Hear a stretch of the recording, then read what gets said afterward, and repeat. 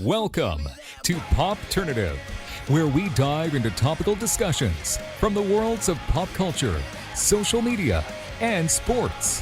Here is your host, Peter Remoliotis, aka PD Beats. PD Beats here from Popternative, speaking to Scott Mann about Fall, which is going to be in theaters August 12th. It's an honor and privilege to be speaking with you. Welcome to the show. Thank you so much for being here. Thank you, Pete. Thank you. Pleasure to be here. This film is, I was stressed the entire time. so thank you. Isn't it thank you? I've had a few of these where it's like, I pissed my pants, and it's like, oh, sorry. I mean, is the thought process? Because even before, they start climbing the tower, there is a lot of this suspense between them talking and everything. Was the plan to kind of get you kind of on the edge of your seat from start to finish? Was that the preliminary talks? Yeah, 100%. That was entirely the idea. It was like, it was really to use. I feel like we kind of tapped into something that myself and Jonah both felt, which was this idea of the fear of falling, right? The horror of heights, like the thing that's not really been tapped out as a whole movie yet. And we really wanted to kind of look into that and dive into that and make the most out of that as an experience. And we really wanted to make it was front and center to make an experience, to use the cinema with all its guns blazing, right? To use the large scope, to use the sound and immerse us into this kind of theme park ride, to push you to the edge of your seat and kind of keep twisting the kind of suspense screw again and again. So by psychologically design, we were trying to torture the audience, was our aim. I have specific questions about the film, but there's something I have to talk to you about because I just care. So I'm a big pro wrestling fan. Okay. Okay, I hope you know where this is going, maybe. Okay, I do. I have an idea. By the time this interview is out, the movie will be out, so it's not a big spoiler or anything. Don't spoil too much now. There might or might not be a tribute or shout out to pro wrestling, or an actor that you worked on in the past that used to wrestle on Final Score. Was that a shout out to Bautista? Of course, absolutely. It was the cheekiest shout you've ever seen. It was like 100%. I'm glad you noticed, because we hit that, slipped that. It's the last one too. She's naming the wrestlers Bautista. She's a push. Yeah. yeah, totally. It's great. Get Dave in there. And little cheeky Easter eggs are all about it, right? It's like, it's cool because I love the Final Score, by the way. I really enjoy that film. You kind of have the complete opposite with this, right? You have like a movie with a soccer stadium with tons of people. Exactly. I went through the nightmare of adding 35,000 fucking people to the stadium, and then it was like, and then kind of to get away from that, we go for one with two, and just two, and that's it. So yeah, you're right. It's 100% correct. It's so great. What were the conversations of Grace and Virginia, knowing that it was going to be them for most of the film, knowing that there's going to be tension throughout the whole film, them climbing and trying to escape? What are those conversations like, Scott? Yeah, they were great. They were like, how the hell are we gonna film this? Was a big question. And I think a lot of people asked me that question. And to be honest, I used it as part of the auditioning process to weed out any bullshit, right? So because I think a lot of actors coming to a job, just like anyone coming to a job, right, will say, I am a contact lens wearer, like Olympic swimmer, I can do double diving, and I'm not afraid of heights, a list of things to do. But what I knew, because we were really filming it at height and it was a very precarious situation, it was going to be a case of, right, we really need to flush that. So I showed them the design of what we were doing. And the way we shot the film really is we found this kind of cliff edge at 2,000 feet, and we built kind of 100-foot of tower where the actors were going to be on top. So it was like, I showed them that. And anyone who was actually not wanting to take part, I think that was the moment to eject from the seat and go away. But with Ginny and Grace, they were both very honest about it, and they were super honest about, like, this looks horrifically scary, but it's going to be such a challenge, and it'll be amazing. And so they kind of approached it in the right way, and I felt like not only did they have this incredible chemistry, which is really what kind of won me over more than anything. But just brilliant, right? And even on the read on the Zoom like this, they did these two like pivotal scenes of the movie, and absolutely nailed it. Like and they had the perfect dynamic. They obviously became friends because they are well connected, right? Mm-hmm. And they felt like they had this whole history that didn't really exist, and they were the characters. They just came to life, and it's so wonderful. But their attitude, honestly, like their willingness to just go for it, to knuckle down and really go for it, and with such positivity, and especially in the film where we're doing very hard things in very not nice conditions. They absolutely made this movie. As are you. I am so excited for people to see this in the theaters. Yeah. No, me. Yeah. I mean, I just like, this is like the ultimate popcorn movie theater movie. Yeah, I hope so. That's what we're trying to do. Is like, the other movie that like someone keeps saying to me that Top Gun has been a great experience movie, right? Shows that's alive. And someone said something along the lines of like, Top Gun's like Disneyland and this is like Six Flags, right? It's like an experience movie, but that really kind of takes you through it. And that's the aim, really. And I wanted to ask you, because recently a trailer was released and we kind of see more about like the girls and everything, but before the trailer was released, there was a teaser that was released, right? I know which one you're talking about. And like, that was the definition of like, what is happening right now? Like, what is this?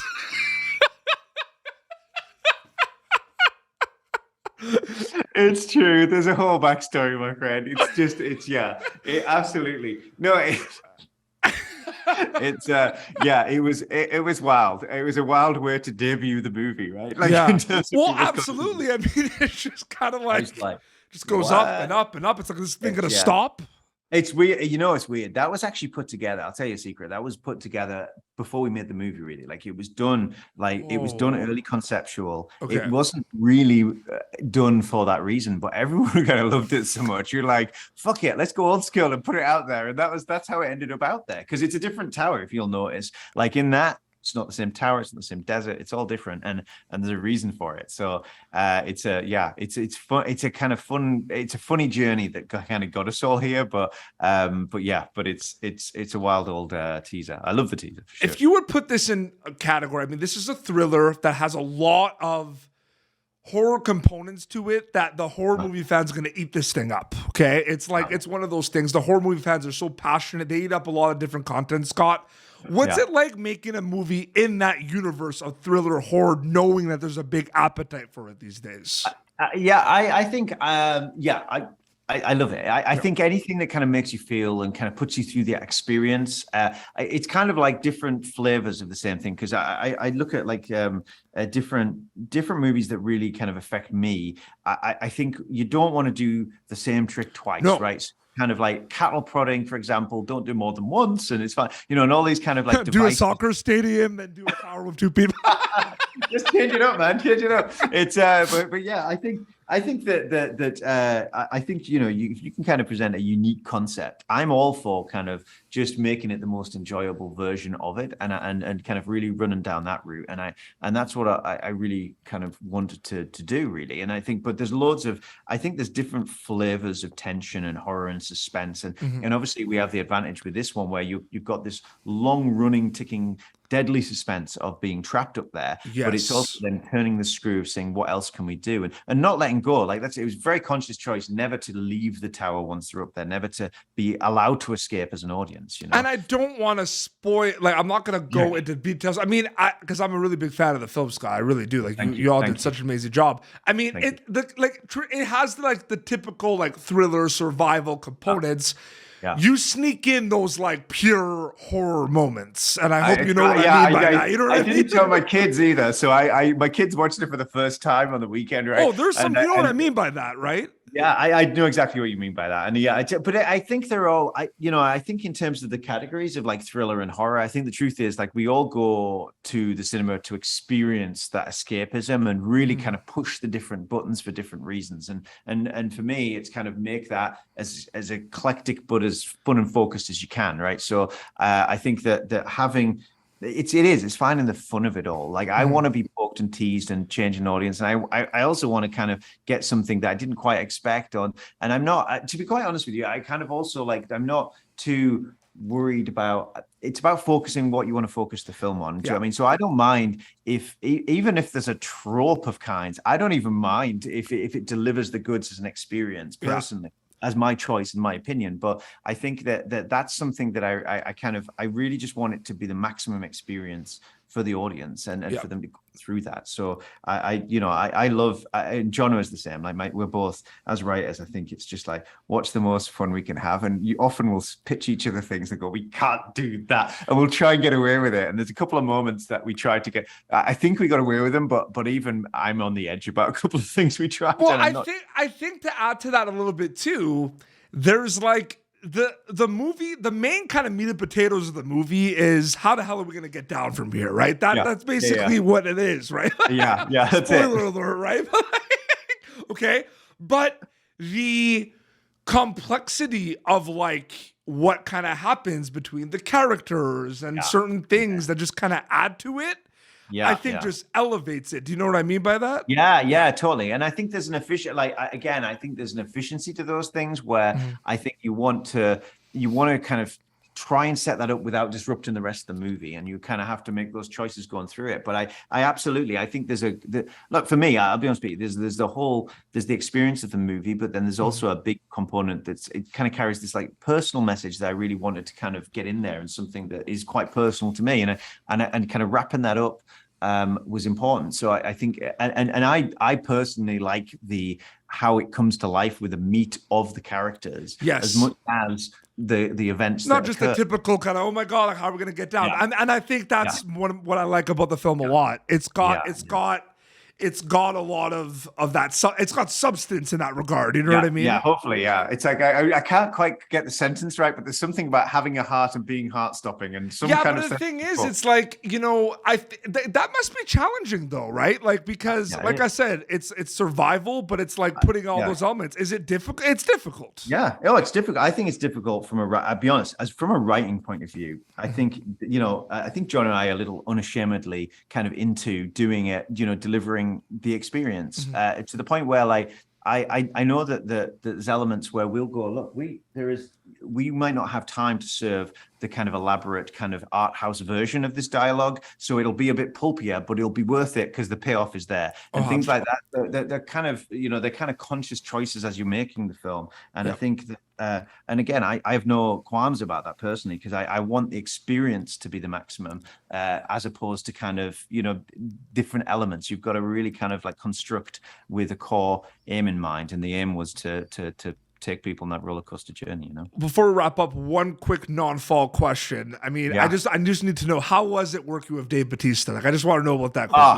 Great. Like twice I've had the pleasure working with Dave, and so I absolutely. What an angel. He was like the first film we did together was originally called the bus 657. It's why the tower is actually named B57 Tower as a little wink. But he he was great in that. But I noticed on Final Score a few years later.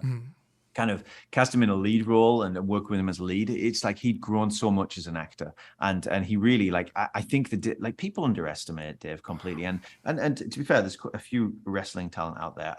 That movie's so good too. It's available in certain countries on Netflix now too. I saw it. It bounced into Netflix. It's so much fun, and it's like people need to check that out. Scott, it was so great chatting with you. Thank you so much for coming on Popternative. Hey, this has been great. Thanks so much. Thank you. The theater is going to be available. I just noticed too your little friend behind you too, the little vulture. Oh yeah, I got this Lionsgate press event, and they have this like this little vulture, and he's like, "Hi, how are you doing?" It's that was an adventure in itself. The film is going to be available in theaters on the 12th. Do you have any social media that people can keep up to date with? Are you on Instagram or Twitter? Sadly, I'm hopeless. I got ScottyMan79 at Instagram, and you can look at my 3 posts that I've done over the history of my life. But I'm going to try hard on this one. Given what the fall's about, I'm going to try and turn a page. And there actually is social media accounts for the film as well. There's Fall Movie, so they can check that out as well. Yeah. Perfect. Yeah. Well, this has been Popternative, youtube.com/Popternative for previous episodes. Until next time, this is Scott Mann, who directed Fall in theaters August 12th, and Petey Beats signing off. Thank you for tuning in to Popternative. Make sure to check out our past episodes of Popternative on YouTube. Be sure to like Popternative on Facebook and follow us on Twitter. This has been an Autograph Communications production.